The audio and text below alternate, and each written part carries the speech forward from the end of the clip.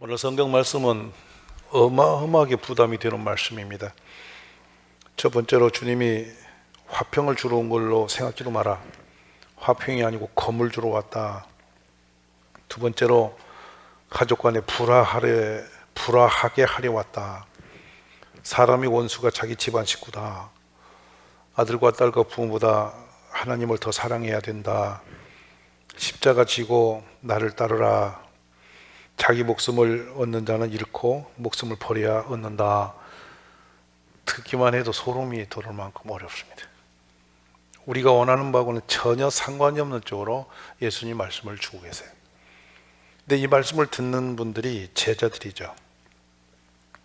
그러면 이 말씀은 그 당시에만 듣고 잊어버려도 되는 것이냐? 그렇지 않다는 게 문제입니다. 그때나 지금이나 동일하게 주님의 말씀은 변함이 없이 1.1획도 더하거나 빼서는 안 되는 진리이심을 믿습니다. 그리고 이 말씀은 지금도 우리가 행해야 되고 따라야 될 말씀이기 때문에 부담이 큰 거예요. 그런데 더 하나 여기서 추가적으로 생각한다면 예수님 말씀은 따르는 것이 복입니까? 안 따르는 게 복인가요? 이게 또 문제죠. 따르려고 보니까 가족과도 불화를 해야 되고, 맞죠? 이게 보통 일이 아닙니다. 그런데 이 본문의 말씀은 제자들의 생각을 완전히 역전으로 바꾸십니다. 제자들은 예수님이 오실 때 어떤 생각을 계속 가지고 있었냐면 예수님이 언젠가는 왕이 되실 것이다. 왕이 되시면 우리도 그 곁에서 한 자리 분명히 한다. 보통 자리 아닙니다. 좌편 우편에 대단히 파워 있는 그런 자리입니다. 그래서 그 요한 또 야고보의 어머니 마리아가 예수님을 밤에 은근히 찾아와서 자녀 두 아들의 자리를 부탁을 하고, 또 그들이 직접 그 자리를 부탁할 때 그 소식을 듣고 제자를 또 분노를 했어요. 화를 냈어요. 뭐냐면 나도 그 자리 가고 싶은데 네가 가냐 이거예요.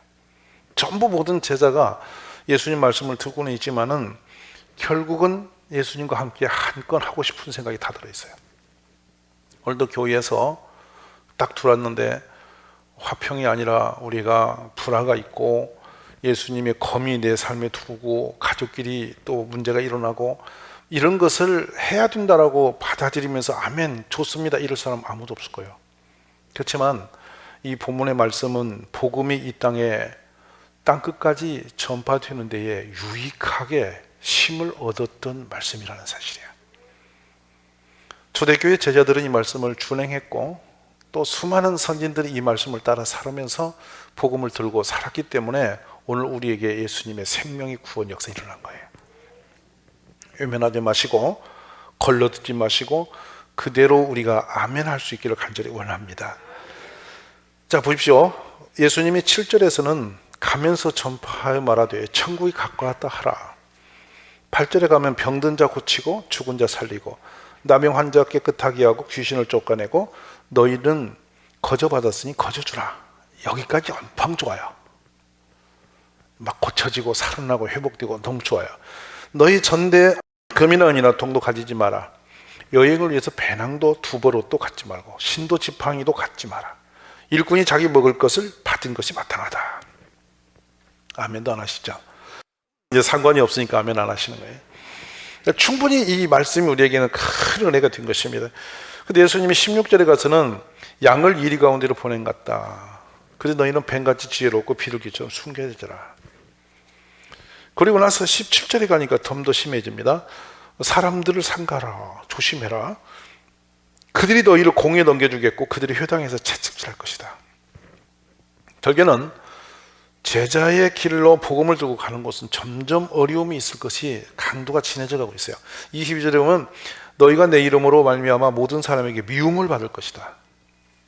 여러분 미움받는 것이 한 사람에게 걸려도 세상이 싫은데 많은 사람들에게 모든 사람들에게 미움을 받게 된다? 어렵죠. 그러나 끝까지 견디는 자는 구원 얻는다. 듣기 쉬운데요 살기 어려워요. 그런데 말씀대로 살면 놀라운 상급이 있고 복이 있어요.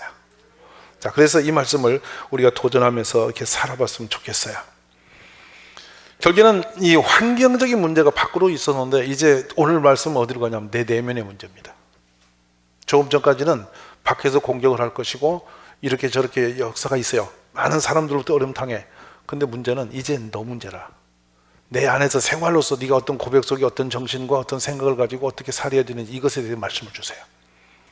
지금 예수님 앞에서 이 말씀을 듣는 분들이 제자들이죠.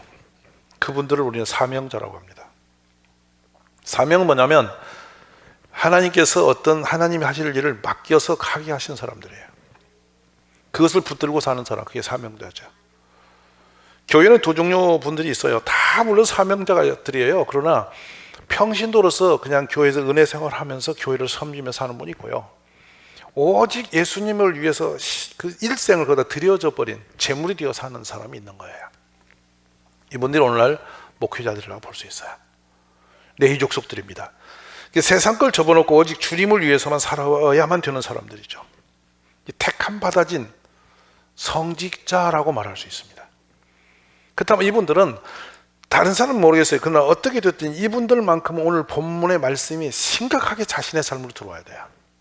그래야만 주님의 제자로서의 온전한 길을 갈 수가 있어요. 아멘이세요? 자, 이거를 우리가 일생생활을 끌어오면요, 사도 바울을 볼 수가 있어요. 바울 사도는 목회자로서의 삶을 완벽하게 살아냈던 분이셔요. 가장 위대한 복음의 전사로 살았죠. 그래서 앞에 있는 위기가 보이고 성령께서 이미 애원도 해주시고 예고도 하시고 느끼고 있는데 상황이 그런데도 예루살렘을 가면서 뭐라고 하냐, 나의 달려갈 길과 주 예수께 받은 사명 그 하나님의 은혜 복음을 증거하는 일을 마치려 하면은 나의 생명을 조금도 귀한 것으로 여기지 아니하노라. 목숨보다 사명이 훨씬 더 귀하고 더 소중하기 때문에 나는 목숨이 어찌든 상관없이 이 사명을 위해서는 난 가는 거다. 이것이 바울 사도의 삶이었습니다. 고린도 교인들에게도 자신을 소개합니다. 우리가 사방으로 우겨쌈을 당해도 쌓이지 아니하며 답답한 일을 당해도 낙심치 아니하며 박해를 받아도 버림받지 아니하며 거꾸로 때림을 당하여도 망하지 아니하고 우리가 항상 예수의 죽음을 몸에 짊어지면 예수의 생명이 또한 우리 몸에 나타나게 하려 합니다. 그러면서 우리가 만일 미쳤어도 하나님을 위한 것이고 정신이 온전하도 너희를 위한 것이다. 삶의 목적이 정리되어 버린 거죠. 신껏 사는 것은 하나님 위해서 하는 거고 성도를 돌보는 일을 위해서 나는 살아버리는 사람이야, 이렇게 말하는 거예요. 이런 정신과 의식이 우리 이 땅의 복음을 땅끝까지 힘있게 전파될 수 있게 하셨고, 이런 결단과 믿음으로 살은 분들 때문에 예수님이 이 땅에서 영광을 받을 수가 있는 것입니다. 오늘 우리 땅에도 마찬가지로 그냥 저절로 우리가 예수 믿는 일이 일어난 것은 아닙니다. 누군가는 피 흘림의 생명을 바친 복음이 그 줄을 타러 우리까지 살려주신 것으로 믿으시기 바랍니다. 당세대에 여기에 있는 이 분들이 이 말씀을 대할 때 심각하게 들었을 것입니다. 왜냐하면 평화란 말 자체는 이들에게는 우리하고 일상적으로 듣는 개념이 완전히 다르고요, 이 검이란 개념이 확 다릅니다. 제가 두 가지만 좀 설명하고 가기를 원하는데요. 먼저 내가 검을 주러 왔노라 하는 곳에서는 어떤 것을 연상하냐, 여러분 검이라면 칼이지 않습니까? 칼도 사람이 생각이 달렸어요. 요리사는 요리칼을 생각할 거고 싸움하는 전사들은 큰 칼을 생각할 거고 그럴 거 아니에요. 여러분 이 검 할 때 어떤 생각이 좀 들어오세요? 이 제자들에게는 유대인들이기 때문에 분명히 들어오는 검에 대한 개념이 우리하고 뭐 다를 것이에요. 저는 그렇게 생각을 하는 것이 옳다고 보고 이게 제가 해석을 해드릴게요. 이 검이라 하는 것은 주로 이들의 손에 들릴 때가 언제였느냐면, 전쟁터도 물론 있었지만은 주로 재물을 하나님께 드릴 때 이 죄인들은 이 검을 반드시 들었습니다. 자신이 점도 흠도 없는 재물을 들고 하나님의 제단 앞에 가서 그 제사장에게 됐다라고 인정을 받으면 안수를 머리다 해서 자기 죄를 전가시킨 다음에 바로 손에 들려주는 게 검이었어요. 근데 이 검을 가지고 어떻게 하느냐, 이 동물을 양이나 염소나 소를 죽이는 겁니다. 이때 짐승이 피해를 쏟고 뛰고 난장을 벌이는데, 이래도 소가 짐승이 죽지 아니할 때는 이제 도끼를 손에 들고 그 도끼로 가서 쳐야 됩니다. 심판입니다. 어떻게 이렇게 잔인한 죽임을 해야 되냐 하는 것이죠. 사람이, 인간이 지은 죄값이 얼마나 더럽고 추악하고 악한지를 그걸 보면서 철저하게 느끼게 만드는 것입니다. 지금 예수님이 오셔서는 뭐냐, 이 죄를 심판하러 오셨다는 것입니다. 그러니까 이 제자들이 이 말씀을 들을 때 소름 돋도록 두려웠을 겁니다. 예수님의 그 검은 심판의 검입니다. 죄와 이 악한 자들의 모든 죄를 정리하는 그런 심판의 검이 들려있는데, 이 검을 들고 지금 우리가 직접 하는 게 아니라 복음을 들고 예수님이 그 심판주로 오신 주님을 전하는 자리에 가 있는 것이죠. 그러니까 단순하게 화평하게 춤추듯이 기분 좋게 복음을 받아들이고 가서 전할 수 있는 곳은 아니었다 하는 것이죠. 끝없이 영적인 전투가 있는 겁니다. 악한 영에 사로잡혀서 우리를 죽이러 가는 그곳에 그걸 건져내야 되는 전투가 있다는 사실을 우리가 인정해야 되는 것이죠. 그러니까 전도를 위해서, 영혼을 살리는 일을 위해서는 이 목회자들이 또 한 번의 생명을 거는 전투 없이는 영혼을 살릴 방법이 없다는 것을 인정해야 돼요. 두 번째 평화는 어떤 것을 인정해야 되냐면, 여기 생각지도 말라고 하시면서 이렇게 극도로 바꾸셨는데, 예수님 오시기 전에 유대 나라는 신구약 중간 세대입니다. 이 세대에 기가 막힌 역사가 흘러갑니다. 그 중간기의 역사는 어느 정도냐면요, 아수르라고 하는 가장 지구상에서 포악하고 강력했던 전투 부대를 이끌고 다녔던, 그리고 그들이 사내립은 그 군대 18만을 끌고 와가지고 예루살렘을 에워싸고 히스기야 왕을 죽이겠다고 협박하면서 에워싸고 공격했던 아수르입니다. 그들의 공격이 있었습니다. 그 앞에서 당할 자가 없었죠. 초토화됐던 때입니다. 그런데 이 히스기야는 기적적으로 하나님께 기도함으로 말미암아 그 전쟁을 승리로 바꿔버립니다. 그리고 도망쳤는데 이 아수르는 그 일로 가서 망해버리고 작은 나라 바벨론이 갑자기 강력한 나라로 일어납니다. 느부갓네살이죠. 그리고 이들이 갑자기 망해버립니다. 느부갓네살이 그렇게 강력한 나라 세웠는데 순식간에 망해버리고 새로운 나라 헬라가 들어와요. 헬라가 들어온 것 같더니 또 로마가 들어와요.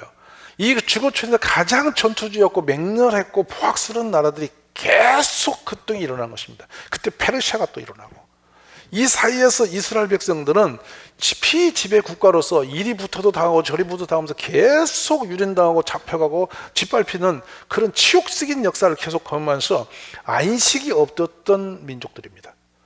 그런데 예수님 오셔서 계속 던진 말씀은 내가 평화를 주러 왔다, 화평을 주러 왔다, 계속 그렇게 말씀을 전하셨는데, 지금 제자들에게는 내가 세상에 화평을 주러 온 줄을 생각지도 말라고 바꿨어요.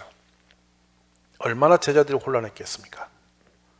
그런데 여러분, 우리가 예수님을 제대로 만나고 제대로 섬기고 제대로 전하려고 보면은 자기 자신의 가장 중요한 것들을 내려놓고 포기하지 않고는 그 길을 걸을 수 없습니다.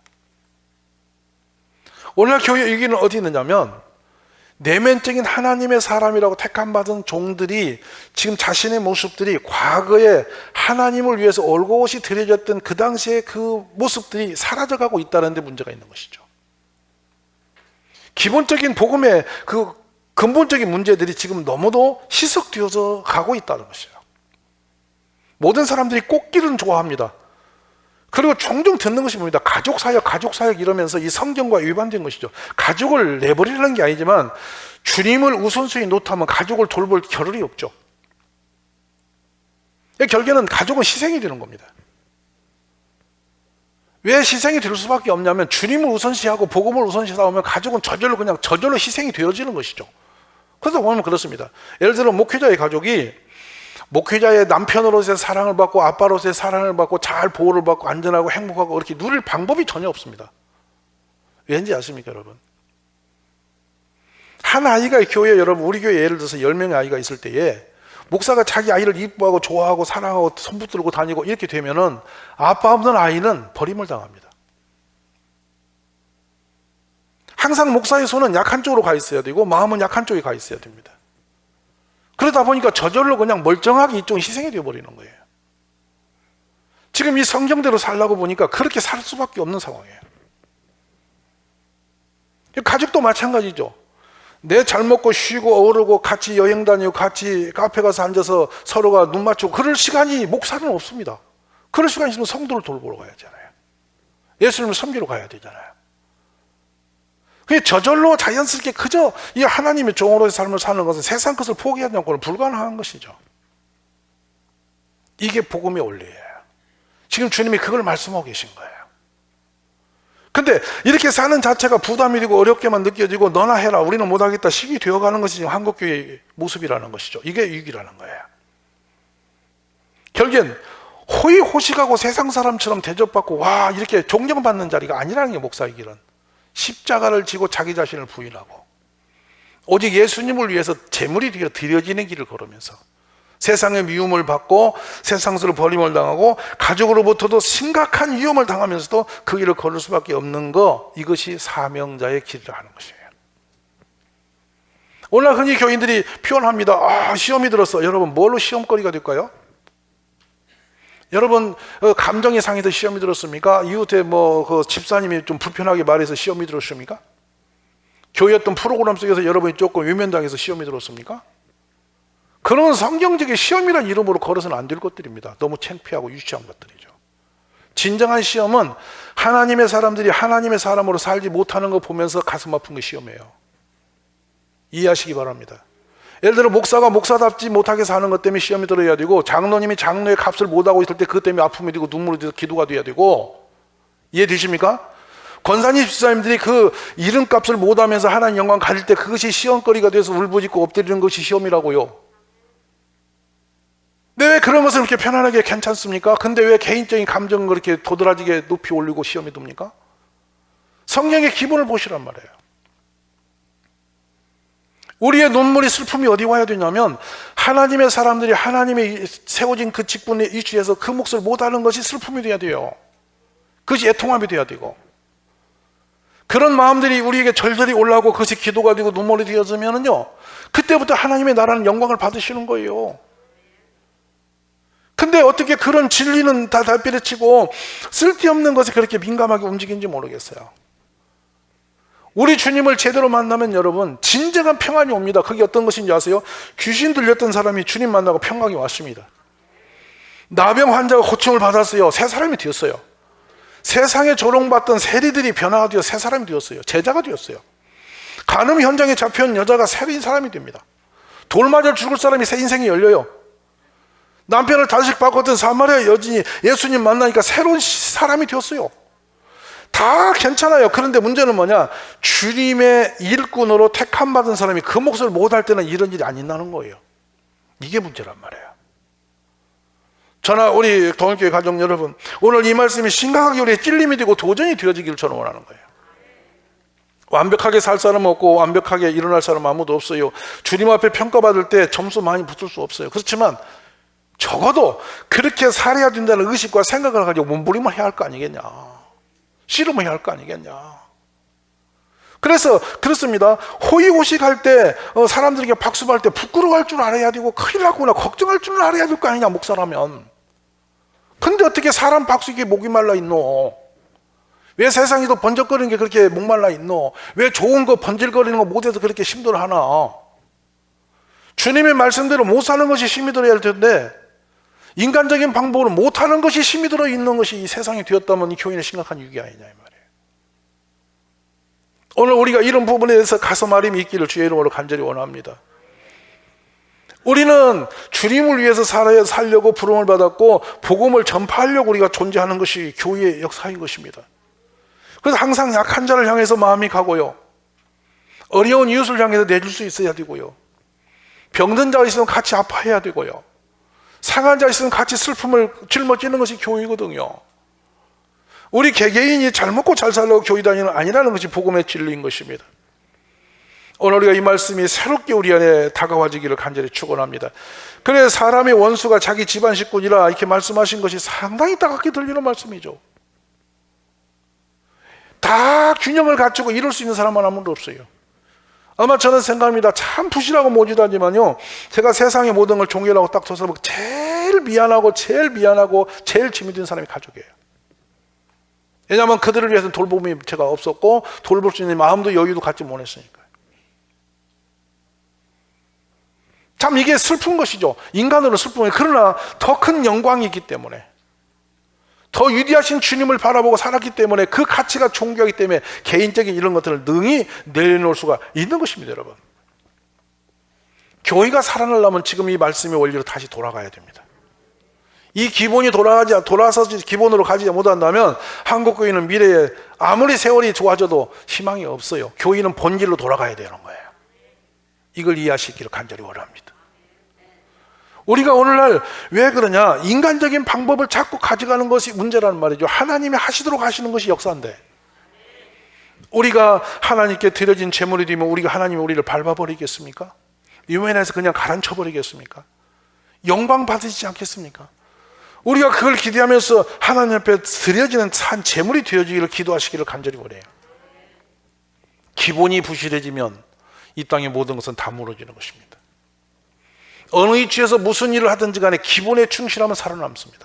주님 앞에 맞닥뜨릴 날이 다가오고 있는데 그날 여러분 괜찮은가? 이것을 물어봐야 되는 것입니다. 양심의 부끄러움이 없어야 되고 삶의 부끄러움이 없어야 되고, 내 기준이 아니고 주님의 기준으로 바라볼 때 나는 괜찮은 사람인지를 들춰볼 필요가 지금 있지 않느냐는 것입니다.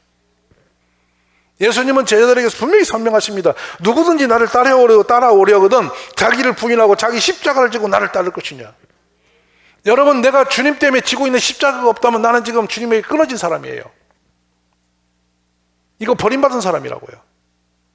자기 자신을 부인하지 말고 자기 생각, 자기 판단, 자기 기준이 기준되어 그걸 붙들고 교회에서 여러분 신앙생활 한다고 돌아다니고 있다면 여러분은 이미 예수 사람이 아닌 거예요. 나는 강구도 없고 주님만 있는 것이거든요. 내 생각이 중요한 게 아니라 주의 말씀이 중요한 것이고요. 내 감정이 중요한 게 아니라 주의 말씀이 더 중요한 것이고요. 그 말씀에 내 삶이 맞춰지지 못한 것 때문에 아파하고 힘들어하고 그것이 시험이 되어야 되는데 우리는 이상하게 지금 변절되었다 이 말입니다. 우리 예수님이 여기 비교급을 쓰세요. 아버지나 어머니를 나보다 더 사랑하는 자를, 아들이나 딸보다 나를 더 사랑하는 자도 내게 합당하지. 굉장히 심각한 질문을 하시는 겁니다, 여러분. 오늘 우리들이 주님만 내 삶에 충만해지기를 기도하시기를 바랍니다. 자기 십자가를 지고 나를 따르지 않는 자도 내게 합당치 아니하리나. 자기 목숨을 얻는 자는 잃을 것이요 나를 위하여 자기 목숨을 잃는 자, 버리는 자는 얻게 될 것이다. 우리의 목숨을 드릴 곳이 있다는 것입니다. 예수님을 위해서. 그래야만 영생과 하늘의 영광이 있음을 믿으시라는 말씀을 하시는 것입니다. 바울 사도는 로마서에 말씀합니다. 우리 중에 누구든 자기를 위해 사는 자도 없고 자기를 위해 죽는 자도 없도다. 우리가 살아도 주를 위해 살고 죽어도 주를 위해 죽나니 그러므로 사나 죽으나 우리가 주의 것이다. 얼마나 선명하게 고백하고 있는 장면입니까? 너는 그래도 예수의 좋은 병사로 나와 함께 고난을 받으라. 병사로 복무하는 자는 자기 생활에 얽매이는 자가 하나도 없나니 이는 병사로 모집한 자를 기쁘게 하리 함이라. 마지막 삶을 정리하면서 유언처럼 남겼던 사도 바울의 이 말씀은 목사로 살아가는 자에게 가장 부담스럽기도 하고 영광스럽기도 하고 또 이 말씀이 기준이 되어서 붙잡혀지기도 하는 말씀인 것입니다. 사생활에 매이지 말아야 됩니다. 결단코 인간적인 곳에 매이지 말고 주님께만 매달려 있어라. 그렇게 해도 주의 일은 감당하기가 쉽지 않은 일임을 이해하시기를 바랍니다. 말세 때에 우리는 이런 걸 다 벗어버린 것입니다. 십자가의 도가 멸망하는 자에게 미련한 것이요 구원을 받는 우리에게는 하나님의 능력이라 했습니다.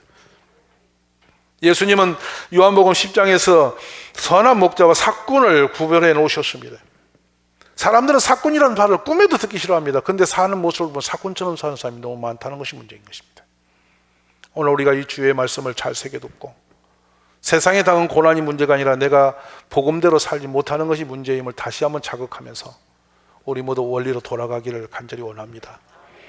우리 사랑하는 성도 여러분, 오늘 말씀이 여러분의 삶에 매우 부담이 될 것입니다. 우리 주님이 이 땅에 제물이 되어 십자가에 죽으시고 우리를 살리시는 것은 어마어마한 하나님의 사랑이 부어지고 있는 것입니다. 그냥 말로 건성으로 대강 예수님 나의 주 내가 구원받아 이렇게 되어지는 것이 아니라 구약의 동물 하나가 죽어서 각을 떠서 제물로 태워져서 하나님이 그걸 흠양하시기까지 그 죄의 용서함이 있기까지 그 수많은 짐승이 죽임을 당하고 피 흘리는 그 모습의 현장을 돌아보면서 단번에 제물로 죽어주신 예수 그리스도, 그분이 우리를 또 다른 영혼을 살리는 도구로 쓰시기 위해서 너는 가라고 명령하시면서 너는 이렇게 살아야 된다라고 나를 정말 뜨겁게 사랑하지 않고는 너가 그 삶을 감당할 수 없다고 이렇게 다짐을 하시는 주님의 음성을 영으로 듣고 삶으로 이루어가는 우리 가족이 다 되시기를 간절히 축원합니다.